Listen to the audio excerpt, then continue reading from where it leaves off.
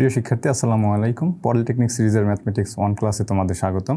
আজকে matrix chapter অর্থাৎ chapter 2 এটা নিয়ে আলোচনা করব। প্রথমেই দেখে নেব আমরা এই চ্যাপ্টারে কী কী শিখব। প্রথমে বিভিন্ন প্রকার ম্যাট্রিক্স এবং ম্যাট্রিক্সের ব্যাখ্যা দেখব, তারপর ম্যাট্রিক্সের যোগ বিয়োগ সমতার গুণ এর ব্যাখ্যা দেখব এবং গাণিতিক সমস্যাগুলোর সমাধান দেখব। এবং এই অধ্যায়ের উপরে যে গুরুত্বপূর্ণ প্রশ্নগুলো রয়েছে সেই প্রশ্নগুলো সম্পর্কে আমরা আলোচনা করব। প্রথমেই আমরা ম্যাট্রিক্সের পরিচিতি একটু জেনে নেই। ম্যাট্রিক্সে আমরা 1 নম্বর চ্যাপ্টারে পড়েছিলাম যে নির্ণায়ক কী। নির্ণায়কটা এরকম ছিল যে কতগুলো সংখ্যা বা রাশিকে একটি নির্দিষ্ট নিয়মে যদি আমি শ্রেণীবদ্ধ করি একটা বন্ধনীর মধ্যে বা একজোড়া খাড়া বন্ধনীর মধ্যে, তখন তাকে আমরা নির্ণায়ক বলতাম। ম্যাট্রিক্সের ক্ষেত্রেও সেমভাবে আমরা এর সংজ্ঞাটা দিতে পারি যে কতগুলো সংখ্যা বা রাশিকে একটা খাড়া বন্ধনী এখানে বলা যাবে না, এখানে বলতে হবে শুধু বন্ধনী। অর্থাৎ এখানে আমাদের বন্ধনী ব্যবহার হয় প্রথম বন্ধনী এবং তৃতীয় বন্ধনী, এবং সেই সাথে আমরা 2 জোড়া খাড়া বন্ধনীর মধ্যেও আমরা ম্যাট্রিক্স লিখে থাকি। অর্থাৎ ম্যাট্রিক্সকে 2 জোড়া খাড়া বন্ধনীর মধ্যে লেখা হয়।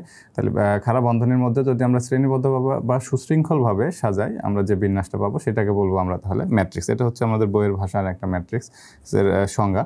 আসলে আমি বলেছিলাম যে প্রথম চ্যাপ্টারে যে ম্যাট্রিক্সটা আসলে কি, আমাদের কোথায় কাজে লাগে দৈনন্দিন জীবনে, সেই বিষয়টা নিয়ে একটু আলোচনা করব। যেমন আমরা যদি চিন্তা করি, আমি কিন্তু প্রথমে বললাম কি শ্রেণীবদ্ধভাবে বা সারিবদ্ধভাবে যদি সাজাই কোনো কিছুকে, তাহলে সেটাকে আমরা ম্যাট্রিক্স বলবো। আসলে ম্যাট্রিক্সটা আমাদের দৈনন্দিন জীবনে অনেক কাজকে খুব সহজ করে দেয় এবং খুবই সুশৃঙ্খলভাবে সেই কাজগুলোকে রিপ্রেজেন্ট করে আমাদের মাঝে। যেমন আমি যদি খুব সহজেই বলতে চাই, উদাহরণ হিসেবে তোমরা হয়তো ট্রেন স্টেশনে বা বাস স্টেশনে গিয়েছো, সেখানে ট্রেন স্টেশনে দেখবা যে বিভিন্ন ট্রেনের শিডিউল দেওয়া থাকে এবং সেই শিডিউলগুলো খুব ম্যাট্রিক্সের মতো করে সাজানো থাকে। কিভাবে ম্যাট্রিক্সের মতো সাজানো, যেমন বলা থাকে, যদি বলি বনলতা এক্সপ্রেস একটা ট্রেন আছে, সেটা রাজশাহীগামী ট্রেন। এই ট্রেনের শিডিউল দেওয়া থাকে, যেমন বনলতা এক্সপ্রেস ট্রেনের নাম দেওয়া থাকে বনলতা, কখন ছাড়বে এবং কোন স্টেশন থেকে ছাড়বে। যেমন এখানে ছাড়লো আমাদের সকাল 9টার সময় ছাড়বে আমাদের বনলতা এক্সপ্রেস, এবং গিয়ে পৌঁছাবে, অর্থাৎ রাজশাহী গিয়ে পৌঁছাবে কয়টায়, ধরে নিলাম এটা আমাদের পৌঁছাবে হলো দুপুর 2টায় পৌঁছাবে, এবং সে সর্বশেষ গন্তব্য হবে কোথায়, সেটা হচ্ছে রাজশাহী। ওকে, তাহলে এই যে আমাদের সুশৃঙ্খলভাবে সাজানো, এটা হচ্ছে বনলতা ট্রেনের জন্য। এরপরে আসে সুন্দরবন এক্সপ্রেস, আছে আমাদের একটা সুন্দরবন এক্সপ্রেস, ওটারও টাইম দেওয়া থাকবে, এরকম সিরিয়ালে দেওয়া থাকবে, এবং এটা যায় হচ্ছে খুলনা, এটা সিরিয়াল দেওয়া থাকলো। আর একটা আছে চট্টগ্রাম, যেমন আছে তুরনা এক্সপ্রেস, বা এই টাইপের যত আমাদের ট্রেনগুলো দেওয়া আছে এরকম সিরিয়ালি সাজানো আছে। কিন্তু প্রথমে আমাদের দেওয়া আছে কি ট্রেনের নাম, তারপরে সময়, ছাড়ার সময়, আমাদের কখন ট্রেন ছাড়বে, তখন পৌঁছাবে কখন, সেই সময় দেওয়া আছে, তারপর কোথায় পৌঁছাবে সেইটা ডেস্টিনেশনটা আমাদের দেওয়া আছে। এই যে সিরিয়ালি সাজানো, প্রথম এই একটা সিরিজ কলাম দেওয়া আছে, এখানে একটা কলাম, এখানে একটা কলাম, এখানে একটা কলাম। আবার এইদিকে চিন্তা করলে এটা একটা সারি, এটা একটা সারি, এইটা একটা সারি। এই যে সুশৃঙ্খলভাবে সাজানো, এটা কিন্তু এই ম্যাট্রিক্সের মাধ্যমে কিন্তু সাজানো যায়। অর্থাৎ এই যে দৈনন্দিন জীবনের কাজগুলোকে আমাদের কিন্তু খুব সহজেই এটা উপকারে আসে বা খুব সহজেই আমাদের কাজে লাগে। কিন্তু এইটা যদি এইভাবে সাজানো না থাকতো, একটু অন্যরকমভাবে এলোমেলোভাবে সাজানো থাকতো, তাহলে কিন্তু আমরা এটা বুঝতে পারতাম না খুব সহজে। যেমন আমি যদি বলি, এটাকে আমি মুছে দিই, যেমন এখানে লেখা আছে বনলতা, তারপরে এইখানে লেখা আছে সময়, কয়টায় ছাড়বে, কোথায় পৌঁছাবে, এরকম পৌঁছাবে কোথায়, এইগুলো বিভিন্ন জায়গায় লেখা আছে, এলোমেলোভাবে লেখা আছে। তাহলে সেই ক্ষেত্রে কিন্তু এটা বুঝতে খুবই অসুবিধা হবে। তো আমি এইটার একটা উদাহরণ হিসেবে এইভাবে লিখব যে আমরা বিভিন্ন ট্রেনের শিডিউলটা আমরা দেখব খুব সহজ কিভাবে হয়। যেমন আমি যদি বলি বিভিন্ন শহরের নাম লিখি, সাপোজ প্রথমটা লিখলাম ঢাকা, ডিতে ঢাকা লিখলাম, তারপরে আসে রাজশাহী, তারপরে ধরো সিলেট দিলাম, তারপরে যাব বরিশাল, তারপর এইখানে দিব হলো নোয়াখালী। ওকে, তাহলে এই যে এইখানে বিভিন্ন জায়গার নাম লিখলাম, এবং যেখানে যেখানে ট্রেন আছে, ধরে নিলাম আমি ঢাকা থেকে রাজশাহী যাব, এটা একটা ট্রেন আছে। ঢাকা থেকে আমি নোয়াখালী যাব, এটার ট্রেন আছে। ঢাকা থেকে বরিশাল যাব এটা ট্রেন আছে, যদিও বরিশালে কোনো ট্রেন নাই, তবে আমি দিয়ে দিলাম আর কি এখানে বরিশালে একটা ট্রেন দিয়ে দিলাম। তাহলে এখানে বরিশাল পর্যন্ত যদি আমরা যাই এখানে একটা ট্রেন আছে, আমি ধরে নিলাম। আবার রাজশাহী থেকে সিলেট সরাসরি ট্রেন আছে, নোয়াখালী থেকে সিলেট ট্রেন আছে, বা নোয়াখালী থেকে রাজশাহী ট্রেন আছে, বরিশাল থেকে রাজশাহী ট্রেন আছে, সিলেট থেকে ঢাকায় ট্রেন আছে, তারপরে নোয়াখালী থেকে ঢাকায় আর একটা ট্রেন আছে, নোয়াখালী থেকে রাজশাহী আর একটা ট্রেন আছে। এই যে এই ট্রেনগুলো কিন্তু আমি খুব সহজে বুঝতে পারবো না, এরকম এলোমেলোভাবে যদি সাজানো থাকতো তাহলে কিন্তু বোঝাটা খুব কঠিন হয়ে যেত। এখানে এইটাকে যদি আমি ম্যাট্রিক্স আকারে সাজাই তাহলে সেটা কিন্তু খুব সহজ হবে। কিভাবে আমি দেখাই। ওকে, তাহলে এখনও যদি আমরা এই যে আমরা বিভিন্ন ট্রেনের রুট দেখলাম, এই রুটগুলোকে যদি আমি ম্যাট্রিক্স আকারে সাজাই তাহলে দেখো কতটা সহজ হয়।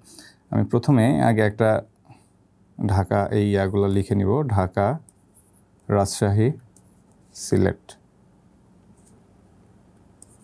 বরিশাল, নোয়াখালী। আবার এই দিকেও আমরা লিখব ঢাকা, রাজশাহী,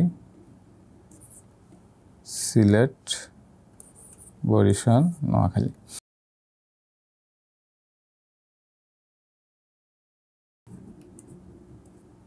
আচ্ছা, তো এখানে যেখান থেকে যে রুটগুলো রয়েছে সেই রুটগুলোর যেদিকে তীর আছে আমরা মনে করব সেই দিকে আমাদের ট্রেন আছে, যেদিকে তীর নাই সেদিকে মনে করব ট্রেনগুলো নাই। অর্থাৎ আমরা যেটার জন্য নাই সেটার জন্য লিখব 0, এবং যেটার জন্য আছে অর্থাৎ যে রুটে ট্রেন আছে সেই রুটের জন্য লিখব 1। অর্থাৎ আমরা এই 1 এবং 0-র কিন্তু একটা ব্যাখ্যা আছে। যেমন তোমরা যদি দেখে থাকো যে অনেক সময় সুইচের সাথে লেখা থাকে একপাশে 0 একপাশে 1। ওই 1 মানে হচ্ছে চালু করা, 0 মানে হচ্ছে অফ করা।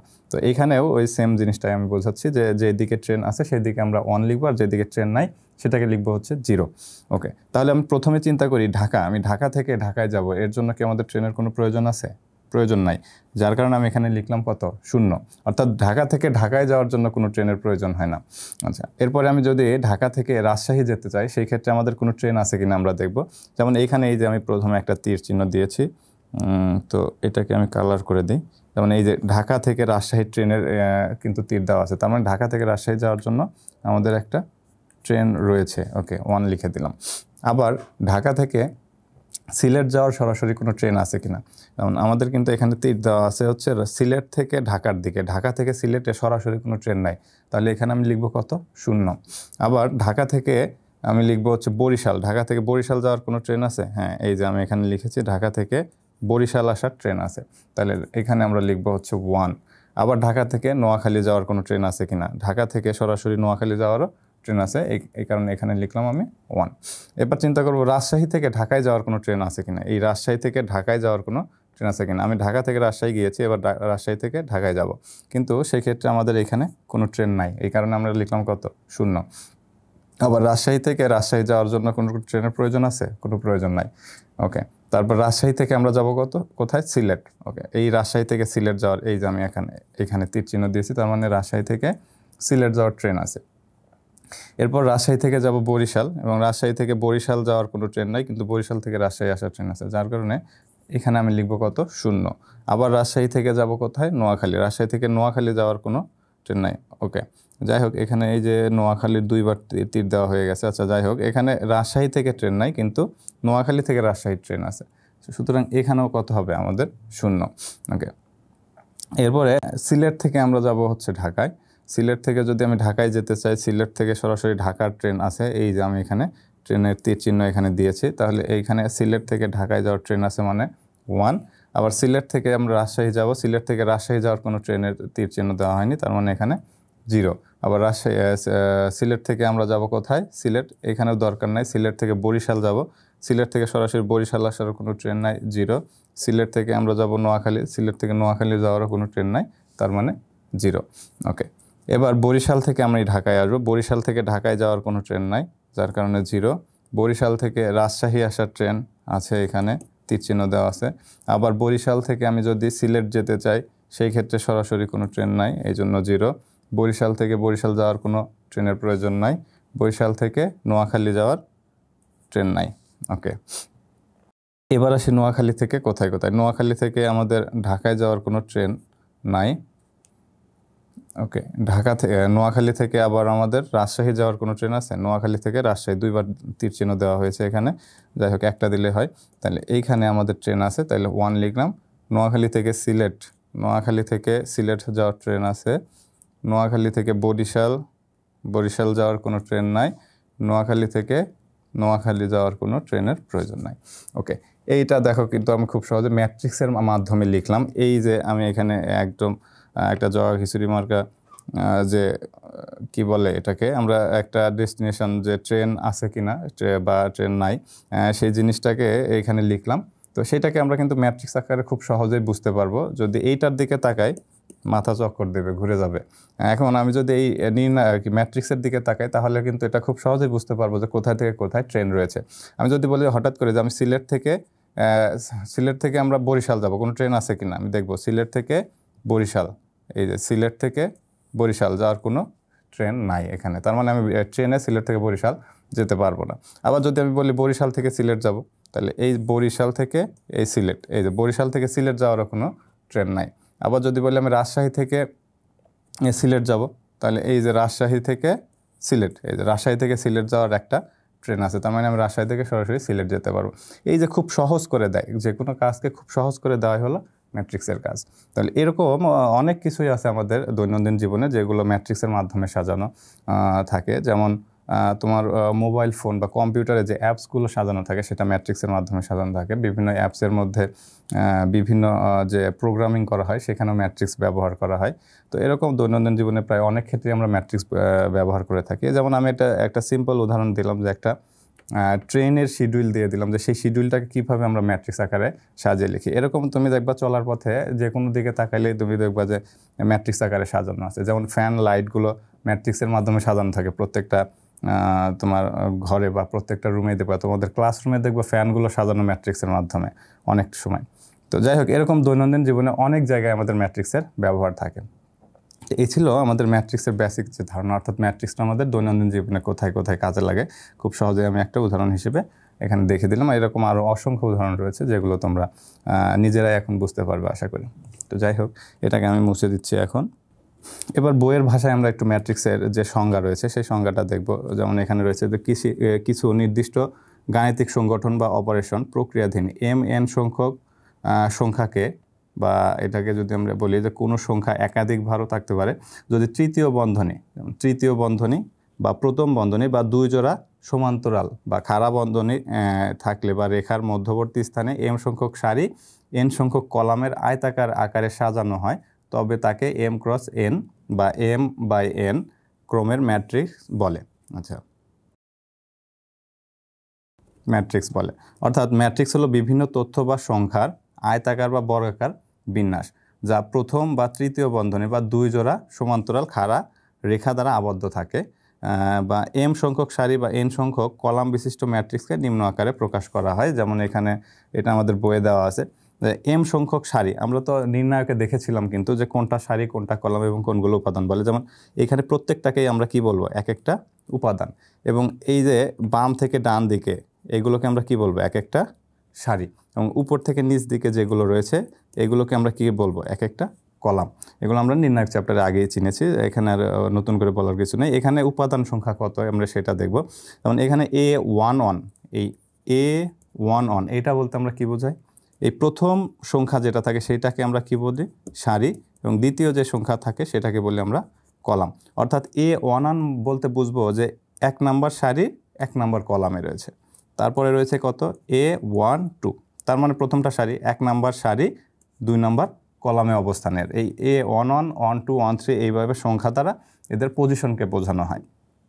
ওকে, যেমন এখানে A1n, এখানে আছে কত, A1n, তার মানে 1 নাম্বার সারির n নাম্বার কলামে অবস্থিত। এখানে এই যে অসংখ্য ডট ডট দেওয়া আছে মানে n সংখ্যক এখানে আমাদের উপাদান রয়েছে।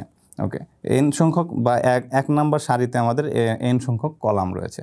তো এইভাবে আমাদের প্রত্যেকটা উপাদানের একটা ব্যাখ্যা রয়েছে। যেমন এখানে আমি n দেওয়া আছে, m তার মানে m বলতে কি বুঝবো, m সংখ্যক সারি, এবং n বলতে n সংখ্যক কলাম বুঝবো আমরা এখানে।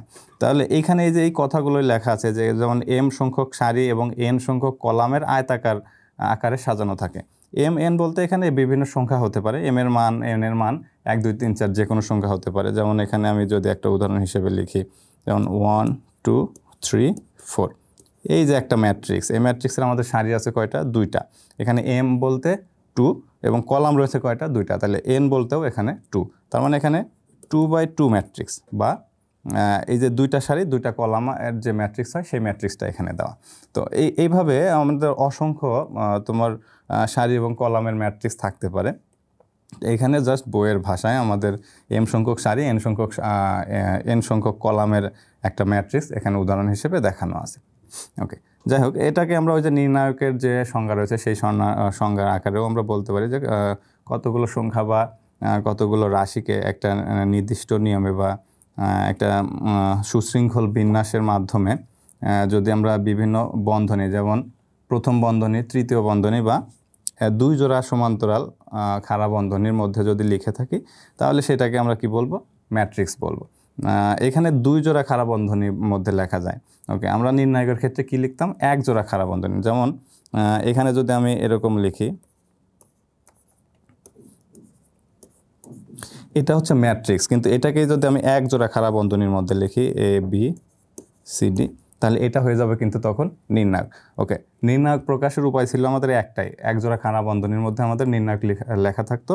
এবং ম্যাট্রিক্স লেখার ক্ষেত্রে আমরা কিন্তু তিনটা পদ্ধতি ব্যবহার করতে পারি। একটা হলো প্রথম বন্ধনী, যেমন ABCD, এটা যে ম্যাট্রিক্স, আমি এটাকে যদি তৃতীয় বন্ধনীর মধ্যে লিখি তাহলে ABCD, এটাও কিন্তু ম্যাট্রিক্স হবে। আবার এইটাকেই আমি এই যে দুই জোড়া খাড়া বন্ধনীর মধ্যে লিখলেও সেম জিনিসটাই বোঝাবে। যাই হোক, তাহলে ম্যাট্রিক্স প্রকাশের উপায় হলো তিনটা, যে কোনো একটা পদ্ধতিতে প্রকাশ করলেই হবে। আশা করি তোমরা বুঝতে পেরেছো, এবং কোনো প্রশ্ন থাকলে অবশ্যই কমেন্ট সেকশনে জানাবা। এই ছিল আজকের মতো। ধন্যবাদ সবাইকে।